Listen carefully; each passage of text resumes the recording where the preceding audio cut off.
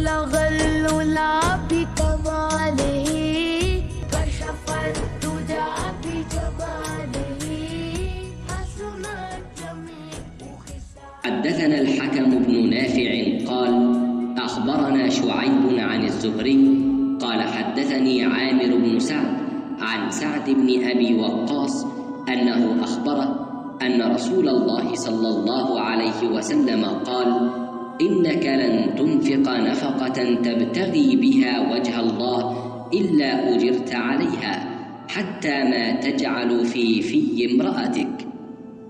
সাদ ইবনু আবি ওয়াক্কাস রাদিয়াল্লাহু আনহু থেকে বর্ণিত আল্লাহর রসূল সাল্লাল্লাহু আলাইহি ওয়াসাল্লাম বলেছেন, তুমি আল্লাহর নৈকট্য অর্জনের উদ্দেশ্যে যাই ব্যয় করো না কেন তোমাকে তার প্রতিদান নিশ্চিতরূপে প্রদান করা হবে। এমনকি তুমি তোমার স্ত্রীর মুখে যা তুলে দাও তারও।